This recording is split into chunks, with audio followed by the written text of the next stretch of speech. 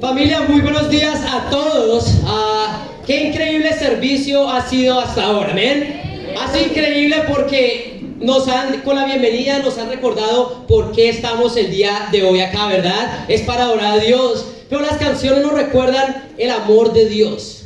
Las canciones nos recuerdan lo que Dios ha hecho en nuestras vidas. También fue increíble ver la renovación de votos de Luis y Milagros, amén. Es increíble ver cómo Dios, incluso en su misma iglesia, aún sigue uniendo personas. Y hemos llegado al momento de escuchar la palabra de Dios. Es el momento, no voy a decir el más importante, pero cada vez que se abre la Biblia en el servicio es el momento más importante, amén. Entonces vamos a hacer una oración para que podamos estar en sintonía con Dios. Dios Padre eterno, Padre, queremos estar contigo, Padre. Padre Santo, queremos escuchar tu corazón el día de hoy, Padre. Y sabemos que es por medio de tus escrituras que tú nos hablas, Padre. Dios, el día de hoy yo te pido que seas tú siendo claro, Señor, a nuestros corazones, Padre. Que seas tú, Padre, siendo claro, Padre, a nuestras vidas y que hoy podamos escucharte, Dios. Padre, te pido por favor que seas tú quitando, Señor, removiendo de nuestras mentes y nuestros corazones cualquier cosa, Dios, que no nos permita enfocarnos 100% en tu palabra, Dios. Padre, por favor, danos energía para mantenernos despiertos, activos y presentes, Dios, en esta prédica, Señor. También danos paz de mente y de corazón, Dios, para que todas estas palabras puedan entrar profundamente y directamente en nuestros corazones, Padre. Dios, habla con nosotros el día de hoy, guíanos, y te pido, Padre Santo, todas esas cosas en el nombre de tu Hijo Jesús. Amén. Amén. Qué increíble es orar, ¿verdad? Orar es de las mejores cosas que existe, amén. Porque es hablar directamente con Dios. Y una de las cosas más increíbles de orar es que no es solo la comunicación que tenemos con Dios, pero Dios nos habla también por medio de esas oraciones. Lo digo porque esta semana me pasó así. En medio de mi oración me di cuenta que muchas cosas no estaban mal, tenían que mejorar en mi vida. En medio de mi oración Dios me permitió ver tantas cosas que yo tenía que mejorar en mi vida. Tenía que realmente mejorar mi relación con Él. Me di cuenta que tenía que ir más profundo en mi relación con Él. Me di cuenta que tenía que mejorar mi relación con mi esposa también. En medio de mi oración entendí que tenía que mejorar mi evangelismo. Había caído en esa tibieza. Y tenía que mejorar mi excelencia al hacer las cosas. Pero también me di cuenta de estas cosas. Pero lo que más me dio miedo fue que no sentía afán por cambiarlas. En mi oración vi todas esas cosas que tenían que cambiar, pero no sentía esa urgencia por cambiarlas. Y esto de una vez se encendió una alarma en mí. ¿Por qué si sé que estas cosas son tan importantes? No hay nada más importante en mi vida que mi relación con Dios. No hay nada más importante que mi relación con mi esposa o con el perdido o con mi familia. ¿Por qué no sentía este afán, esta urgencia? Y en medio de mi oración Dios me contestó y me mostró otro pecado en mi corazón. Me mostró el pecado de la complacencia. La complacencia había en mi corazón. Esa complacencia era yo ver que muchas cosas tenían que mejorar, pero no había urgencia. Me sentía satisfecho aún en medio de las cosas que tenían que cambiarse. No sentía urgencia de cambiar. Para los que no saben qué es complacencia, hay dos definiciones de complacencia. Complacencia es satisfacción o placer con que se hace o se recibe algo. O sea, se siente satisfecho. Y eso muchas veces podemos pensar que es bueno. Pero también otra de esas del significado es tolerancia excesiva. Tolerancia excesiva. ¿Qué quiere decir eso? Que la complacencia es ver que las cosas no están bien, pero tolerarlas en tu vida. Yo estaba cayendo en el pecado de la complacencia.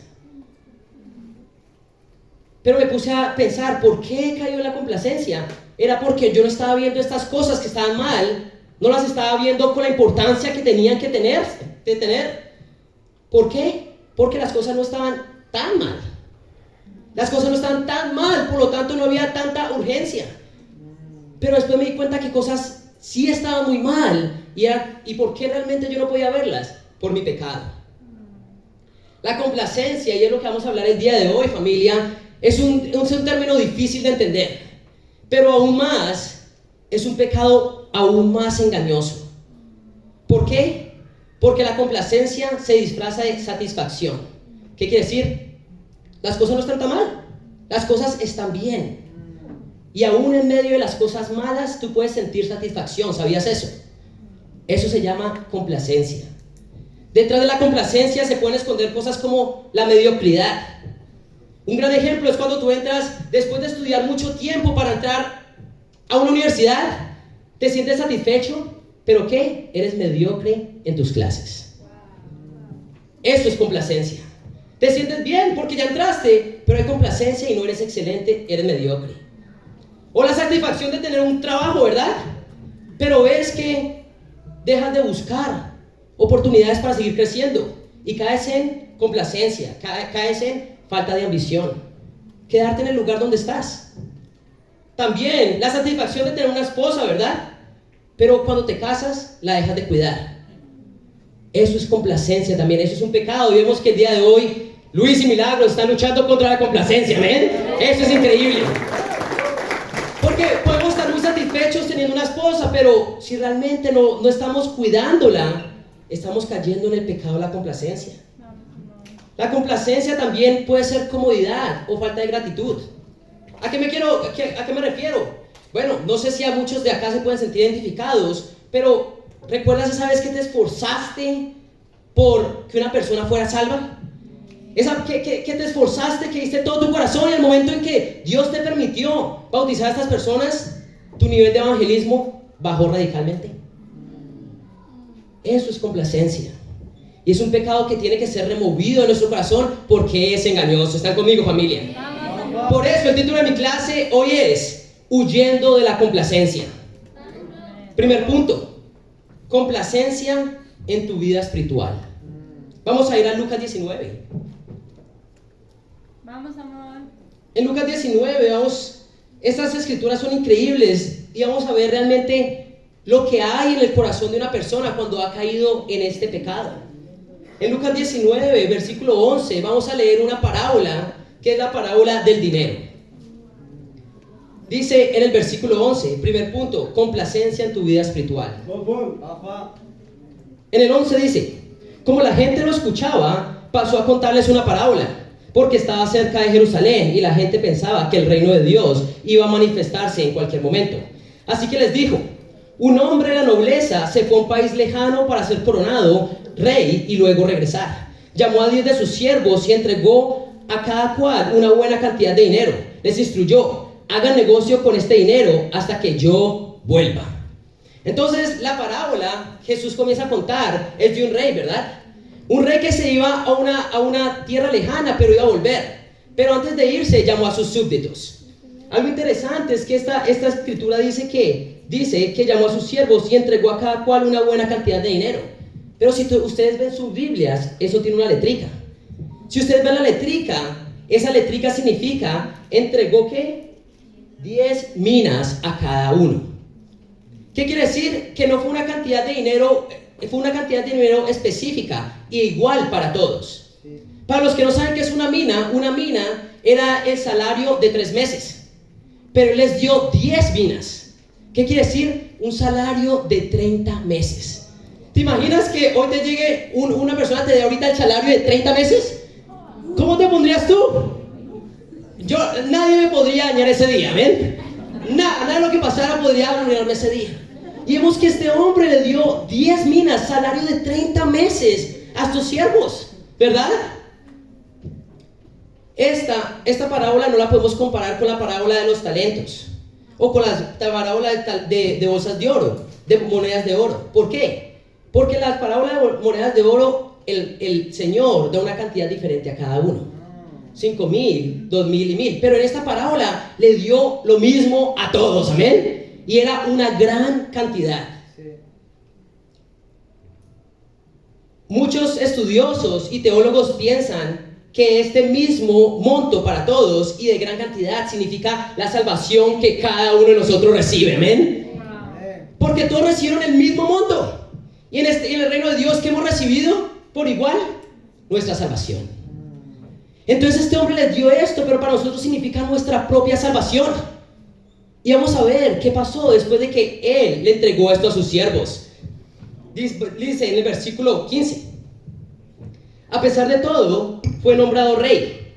Cuando regresó a su país, vuelve el rey, mandó a llamar a los siervos a quienes había entregado el dinero para enterarse de lo que habían ganado. Se presentó el primero y dijo: Señor, su dinero ha producido 10 veces más. Hiciste bien, siervo bueno, le respondió el rey, puesto que has sido fiel en tan poca cosa, te doy el gobierno de 10 ciudades. Se presentó el segundo y dijo: Señor, su dinero ha producido 5 veces más. Él le respondió: a ti te pongo sobre 5 ciudades. Amén. Vemos que después de un tiempo el rey vuelve y estas personas, y él comienza a llamar a sus siervos y comienza a llamar a dos. El primero, bastante animado, le dice: mi rey, su dinero ha producido 10 veces más. Este hombre estaba animado. Imagínate, tú multiplicaste eso por 10 veces más. Imagínate la emoción de este hombre al saber que hizo un gran trabajo, ¿verdad? Pero él no era el único que estaba feliz. ¿Quién también estaba feliz? Su rey. Esta persona entendía lo que se le había sido dado desde el principio y trabajó fuerte por multiplicarlo. Después vuelve el segundo y el segundo lo multiplicó por 5, pero igualmente muy alegre. ¿Pero quién también estaba alegre con él? El rey. Recordemos qué significaba el dinero que ellos habían recibido. Significaba la salvación. ¿Qué significaba multiplicar ese dinero? Salvar a más personas.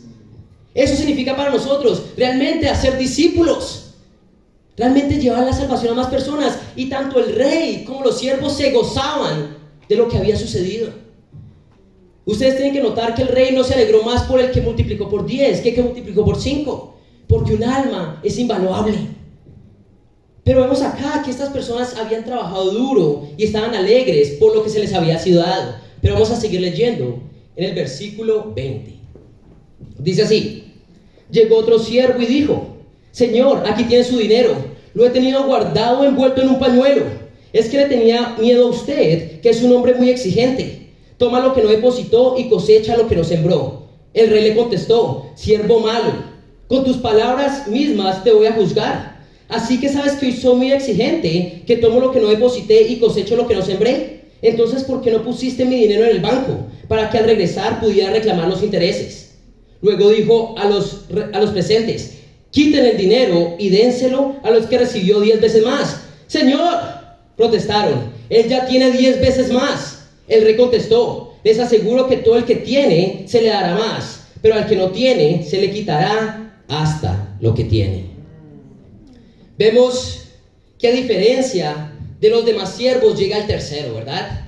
¿Qué había hecho él? Él dijo: Señor, mira, acá está su dinero, el que usted me había dado, lo envolví en este pañuelo para que no se perdiera. No hice nada porque tenía miedo que se perdiera y simplemente lo guardé. ¿Y qué responde el rey? Le dice exactamente: siervo malo, siervo malo. Vemos acá que ¿qué había pasado con este siervo? Había caído en la complacencia. Él estaba satisfecho simplemente porque le habían dado ese dinero, pero no entendió que ese dinero era para multiplicarlo, que él había recibido eso con un propósito: multiplicar ese dinero. La complacencia muchas veces se ve en la inacción que tenemos, en la acción que realmente tomamos para multiplicar lo que Dios nos ha dado. Por eso este punto se titula así: complacencia en tu vida espiritual. Como discípulos tú has recibido el mejor regalo de todos, que es tu salvación. Amén. Pero no está supuesto a quedarse solo ahí. Muchas veces como discípulos podemos pensar: soy salvo, chévere, voy simplemente a tener mis tiempos con Dios y venir a las reuniones. Pero nunca hiciste un discípulo. ¿Y caemos en qué? En la complacencia, de aceptar el regalo, pero no hacer absolutamente nada con él. ¿Están conmigo, chicos? Hoy tenemos que ver que la complacencia luce así.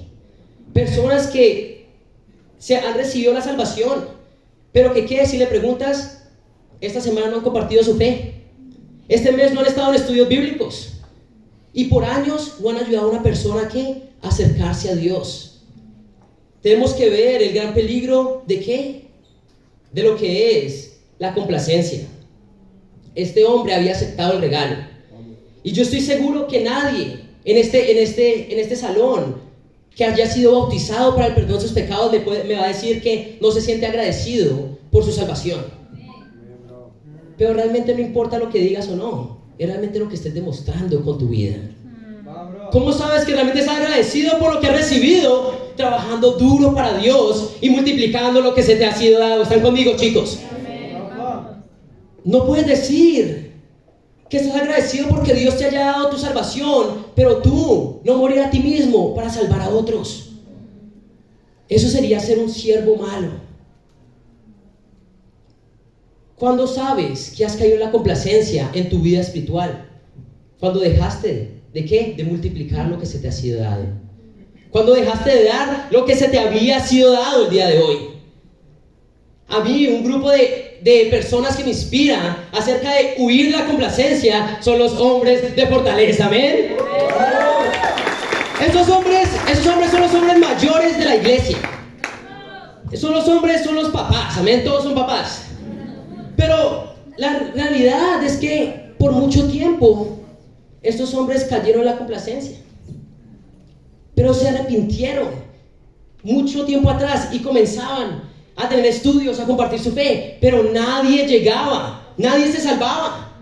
Pero ¿qué hacían ellos? Ellos seguían compartiendo, ellos seguían en estudios bíblicos, llegaban de trabajar a las 8 para montarse en un estudio a las 9:30 y terminar a las 11. Pero lo hacían. Y hace pocas semanas Rafael fue bautizado. Amén. Ahora adivinen, después de que se bautizó Rafael, ¿qué están haciendo los hombres de fortaleza?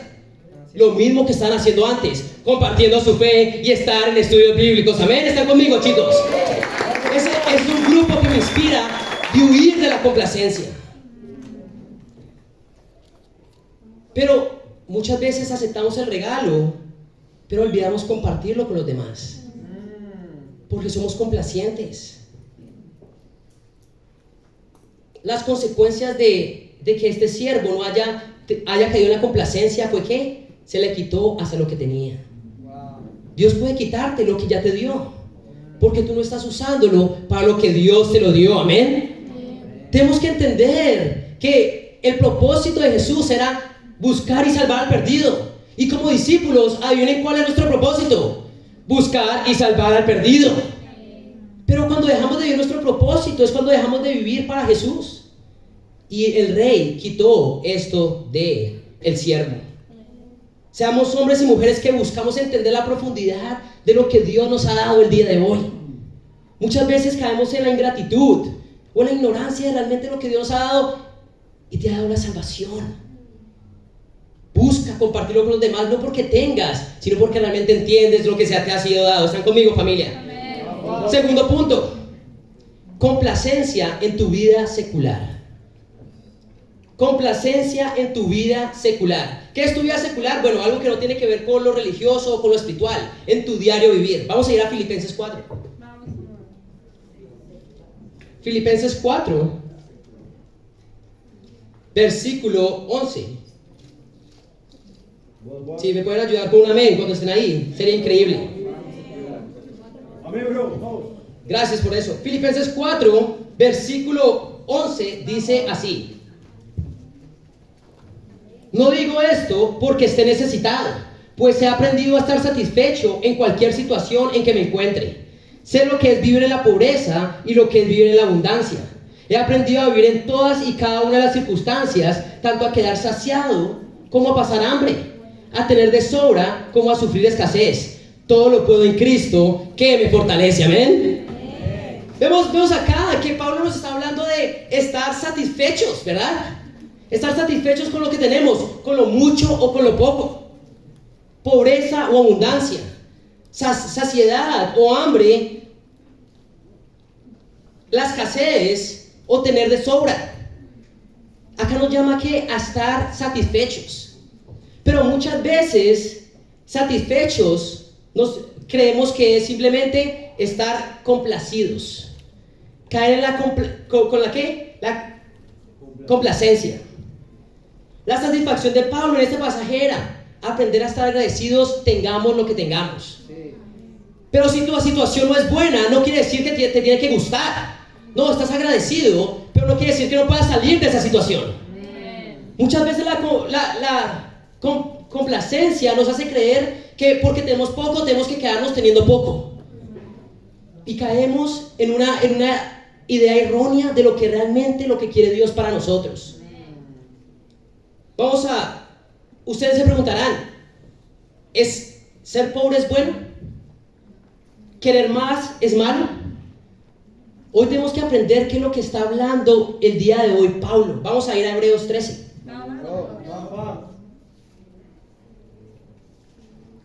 Complacencia en tu vida secular. Vamos a ir a Hebreos 13, versículo 5 dice así. Dice, manténganse libres del amor al dinero y conténtense con lo que tienen, porque Dios ha dicho, nunca te dejaré, jamás te abandonaré.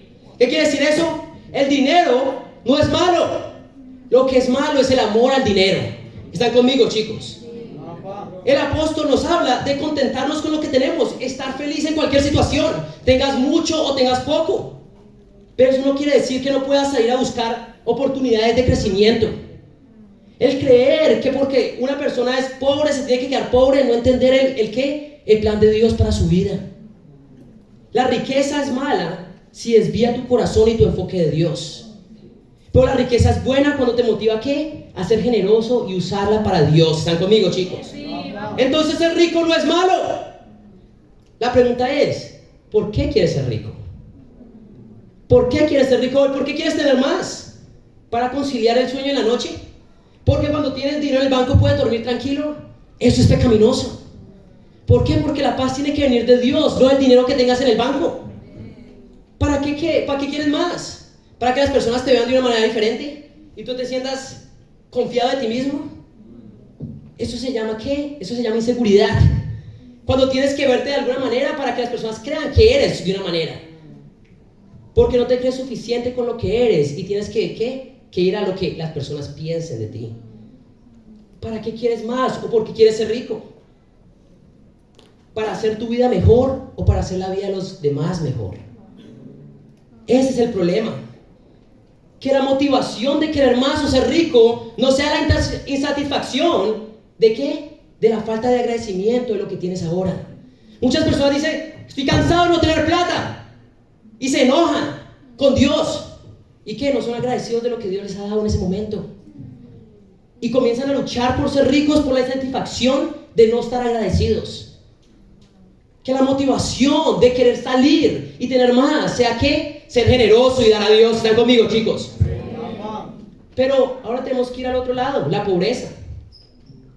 La pobreza no es buena ni mala. Hay que ser agradecido con lo que tienes ahora, pero no puedes caer en el pecado de la complacencia. ¿Qué quiere decir eso? De estar cómodos con tu situación que no es óptima. ¿Qué quiere decir? Acá me quedo. ¿Qué quiero decir? Nadie acá en este lugar debería pensar que la pobreza o la falta de recursos es un buen lugar para quedarse. Pensar así es ser complaciente. La pobreza no es algo que Dios quiera para nosotros. Déjenme explicarles. Dios permite la pobreza en las personas para que ¿qué? Para que ellos puedan confiar en Él. Entonces Dios usa la pobreza como un método. ¿Para qué? Para que confíen en Él. Pero no es un fin. No quiere decir que tú tienes que quedarte pobre. ¿Están conmigo, chicos?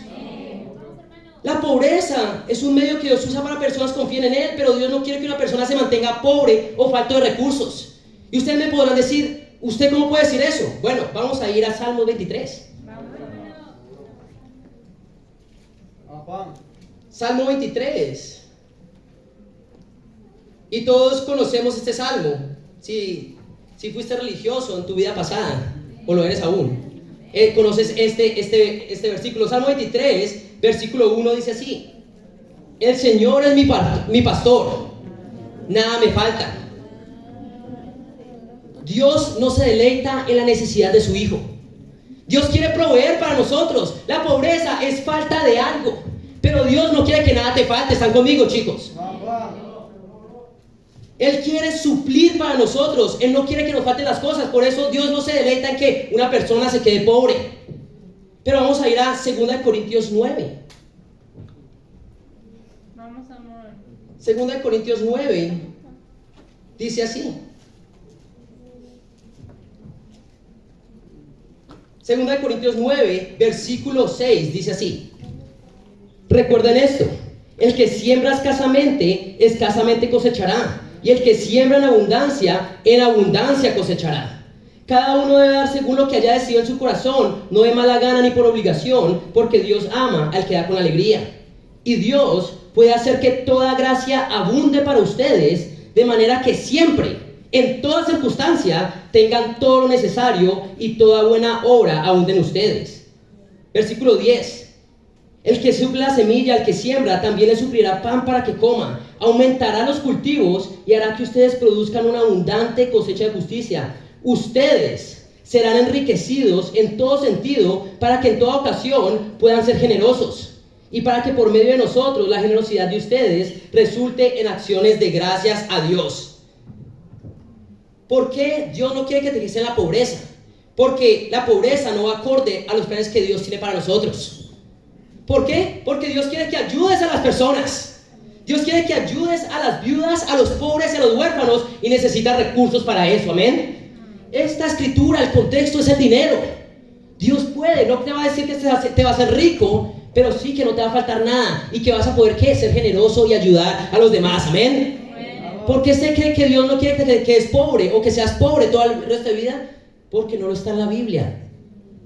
Pero también yo me he dado cuenta que la pobreza física no tiene ningún valor neto. Tú puedes ser pobre y ser malo. Tú puedes ser pobre y orgulloso. Tú puedes ser pobre y avaro. Tú puedes ser pobre y mentiroso. La pobreza en sí física no tiene ningún valor neto. Simplemente es una herramienta que Dios usa para que confíen en Él, pero después Dios quiere proveer. ¿Están conmigo, familia? Entre más tengo, más generoso puedo ser. Entre más tengo, más puedo ayudar a mis hermanos. Entre más tengo, puedo ayudar a las personas que pasan necesidades. Es lo que quiere Dios, pero Dios sabe que necesita recursos, por eso Él quiere proveer. Pero muchas veces la complacencia en nuestra vida secular es: ok, tengo esto, me alcancé por sobrevivir, acá me tengo que quedar. Y creemos que la ambición es algo malo. No, la ambición no es mala. Lo que es malo es ambición egoísta. ¿Por qué quieres más cosas? Pero Dios quiere que tengas ambición, amén. Pero muchas veces la falta de recursos es cómodo, porque no tienes que salir de ahí. Porque se requiere de mucha confianza en Dios. El que confiar en Dios cuando eres pobre, pero también necesita mucha confianza en Dios para salir de la pobreza, amén. Eso es lo que necesitas fe. Por eso los discípulos tenemos que ver lo que Dios quiere para nuestras vidas, no creer que Dios quiere que nos quedemos sin recursos, amén. La pobreza es un medio de Dios, no un fin. Muchas veces entendemos que Dios quiere que confiemos en Él por medio de la falta de recursos, pero no entendemos que no es un lugar donde Dios quiere que vivamos toda la vida. Nunca Dios ha dicho que quieres, es más, todas las escrituras dicen lo contrario. Él siempre quiere suplir para su pueblo. Él quiere que sean generosos. Y muchas veces discípulos y discípulas caen en ¿qué? En la complacencia, de no buscar oportunidades allá afuera en el mundo, de no ir y buscar ese trabajo que pueda hacerte ganar más dinero y ser más generoso. ¿Por qué? Porque caemos en la complacencia, la falta de ambición en nuestra vida. ¿Están conmigo, chicos? Caemos en la comodidad de no tener que luchar por tener más, porque tenemos la falsa humildad de creer: no, yo no quiero más porque eso es malo, querer más. No, querer más está bien. El que quieras para ti mismo es lo malo. Así como se necesita de confianza de Dios para salir de la pobreza, se necesita igual confianza para salir de ella. Y considero que esto es un tema de hablar. Es un tema de hablar porque muchas veces podemos caer en esa complacencia de no querer salir. Y muchas veces cuando la iglesia pide cierto dinero, decimos: no, eso es mucho. ¿Pero por qué? Porque aún no salimos de nuestro cuadro y que Dios no quiere que nos falte nada. Ahora hemos crecido como iglesia y eso es increíble. En los últimos meses hemos crecido más del 20% de la iglesia, amén. Ha sido increíble. Hemos visto decenas de personas llegando a la luz.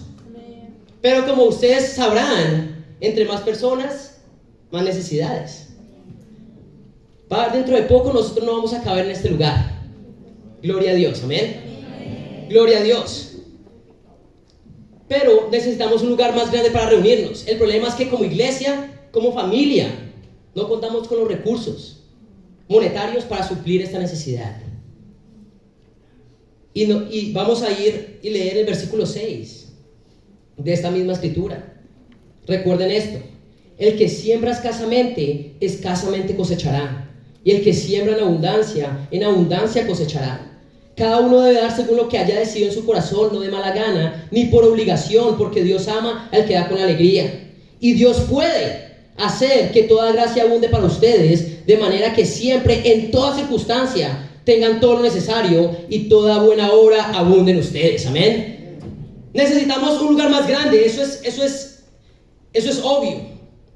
Pero la solución es entender la voluntad de Dios. Que cuando hay una necesidad, Dios va a suplirla. Pero es por medio de nosotros. Es por medio de nosotros que Dios va a suplir esa necesidad. Para encontrar un buen lugar, tenemos cada uno de nosotros estar dispuestos a dar con alegría. Porque es para la familia. Pero hoy te tienes que preguntar: no tengo ese dinero. Ok, ¿estás buscando las posibilidades para seguir creciendo y dar más? ¿O te estás quedando donde has estado por los últimos años? Donde nada cambia, donde estás cómodo. Pero realmente no va a funcionar así, familia. No va a funcionar así, primero que todo porque estás limitando los planes de Dios. Dios quiere darte. Muchas veces nosotros en la complacencia nos quedamos donde estamos. ¿Están conmigo, chicos? Si queremos encontrar un buen lugar céntrico para todos, realmente la contribución por persona tiene que subir al menos 25 a 35 soles por mes. Y ustedes dirán, algunos podrán decir ahorita, no es muy difícil. Otros podrán decir, ¿cómo va a pasar eso? Y hoy es tiempo de que le creas a Dios. Realmente Dios puede suplir toda necesidad, pero es por medio de nosotros. Esto requiere que cada uno de nosotros dé por agradecimiento. De los que podemos dar, que demos más. Y los que no creen poder dar más, que salgamos de la complacencia de creer que la falta de recursos es algo que quiere Dios en tu vida. Y más cuando es para su voluntad. Yo sé que este tema es delicado y por eso tengo que hablarlo. Porque el tema no es de dinero. El problema es de creerle a Dios o no. El que siembra escasamente cosechará. El que siembra en abundancia cosechará. Esto no se vuelve acerca de dinero, se vuelve acerca de tu corazón hacia Dios. Y si estás dispuesto a creer en sus planes. ¿Están conmigo, chicos? Sé que en la mitad de la iglesia son estudiantes. Eso es increíble, ¿ven? Por eso es que tanta juventud y energía. ¿Dónde están los estudiantes el día de hoy? Pero estoy seguro que son los que menos pueden dar, ¿amén? Esos mismos que gritar, estoy seguro. Y es la verdad. Por eso digo de 25 a 35, porque no todos vamos a poder dar lo mismo. Hoy no te estoy obligando, pero realmente te estoy llamando a creerle a Dios. Necesitamos, familia, un nuevo lugar, pero necesitamos que todos seamos generosos. ¿Están conmigo, familia? Hoy el llamado es estar satisfechos y alegres con lo que Dios nos ha dado. Tengamos mucho o tengamos poquito. Pero al mismo tiempo tenemos que entender, siempre buscar tener más para la gloria de Dios. ¿Están conmigo? Cuidándonos del amor del dinero, pero también cuidándonos de esa mentalidad complaciente de que tenemos que quedar donde estamos. Tercer y último punto: complacencia en la familia espiritual. Vamos a ir a Apocalipsis. Complacencia en la familia espiritual. Para los que no saben qué es la familia espiritual, somos nosotros. Somos la iglesia, somos familia el día de hoy. Apocalipsis 3, versículo 14. Vamos a ver una familia, una iglesia que cayó en la complacencia. Apocalipsis 3, versículo 14. Dice así: escribe el ángel de la iglesia de la Odisea. Esto dice el Amén, el testigo fiel y veraz, el soberano de la creación de Dios. Conozco tus obras. Sé que no eres ni frío ni caliente. Ojalá fuera lo uno o lo otro. Por tanto, como no eres ni frío ni caliente, sino tibio, estoy por vomitarte de mi boca. Dices, soy rico, me he enriquecido y no me hace falta nada. Pero no te das cuenta de cuán infeliz, miserable, pobre, ciego y desnudo eres tú. Por eso te aconsejo que me compres oro refinado por el fuego para que te hagas rico, ropas blancas para que te vistas y cubras tu vergonzosa desnudez, y colirio para que te lo pongas en los ojos y recobre la vista. Yo reprendo y disciplino a todos los que amo. Por lo tanto, sé fervoroso y arrepiéntete. Mira que estoy a la puerta y llamo. Si alguno oye mi voz y abre la puerta, entraré y cenaré con él y él conmigo. Al que salga vencedor le daré el derecho a sentarse conmigo en mi trono, como yo en sí me senté con mi Padre en su trono. El que tenga oídos, que oiga lo que el Espíritu dice a las iglesias.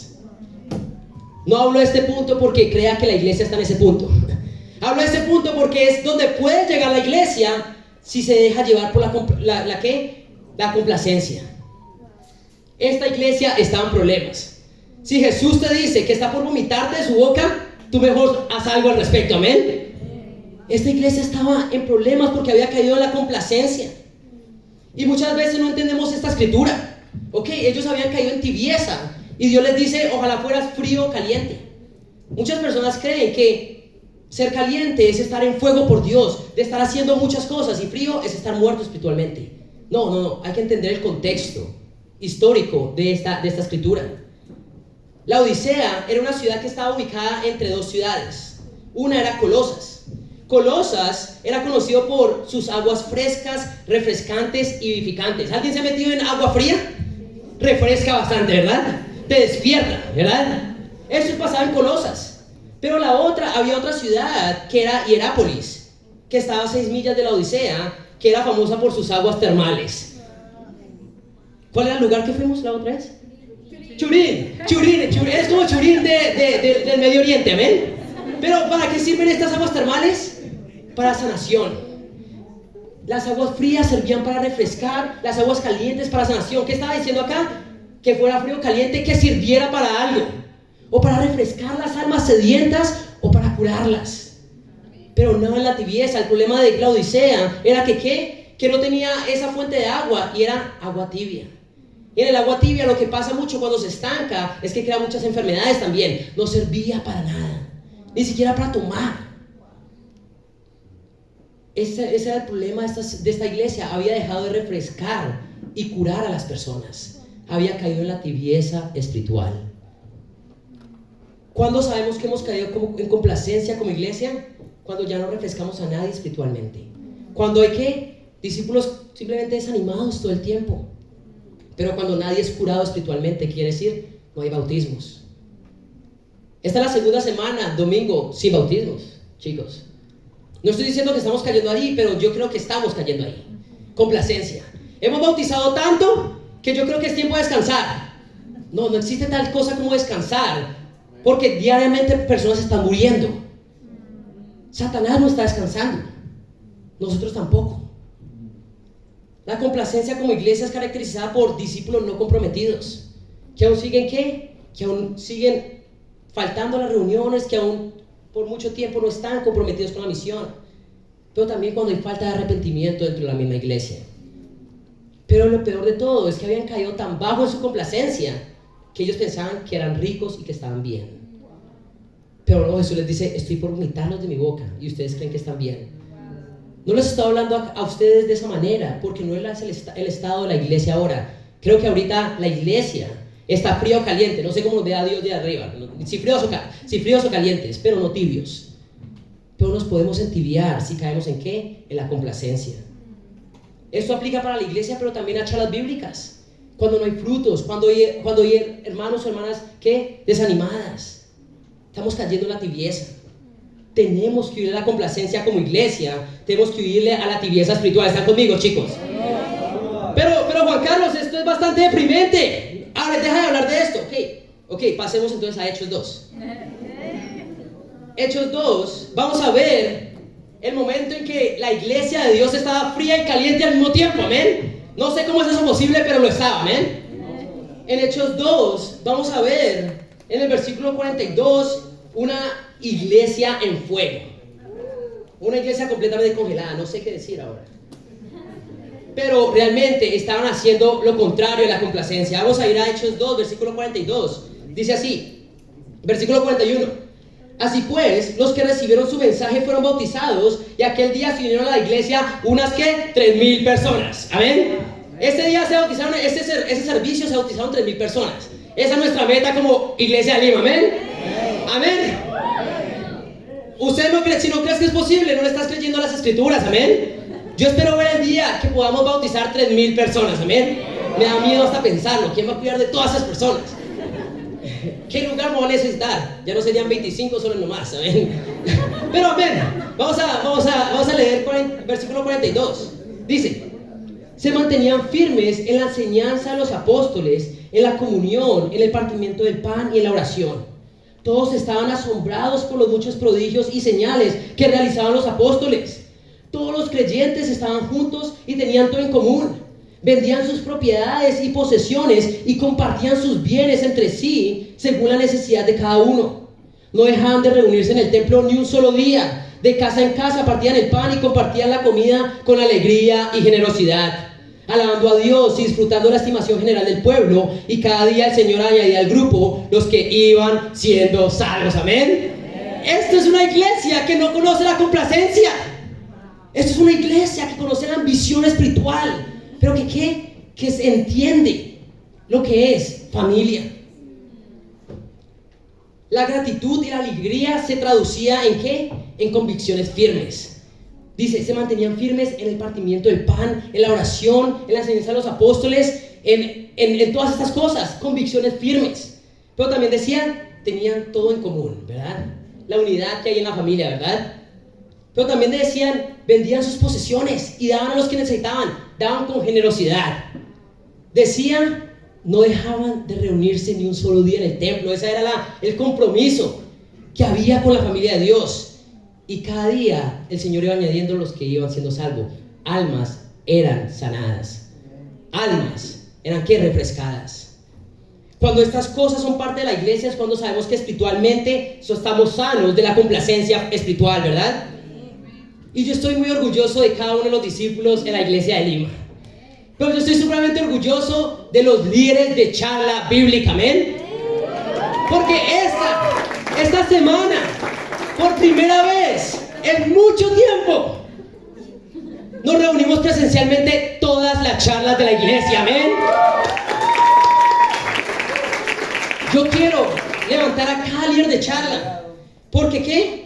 Porque han escogido salir de la tibieza del Zoom. El Zoom no sirve, el Zoom es cuesta del pasado. Todos nos reunimos presencialmente huyendo ¿de qué? De la complacencia, no más complacencia. Y eso es increíble.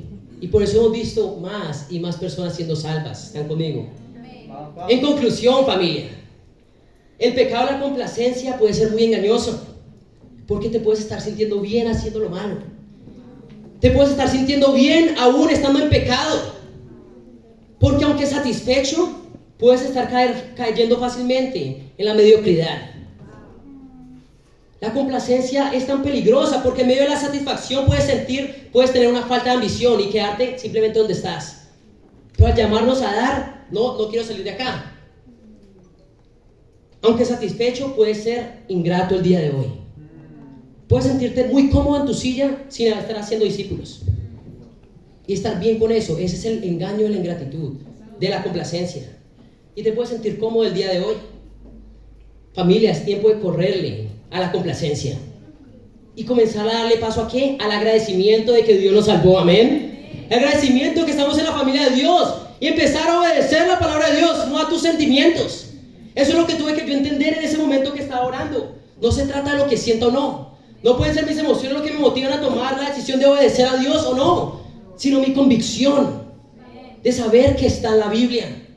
Es momento de tener y dirigirnos ¿a qué? A tener ese temor santo hacia Dios y el trabajo duro, y que para Dios sea toda la gloria. Amén.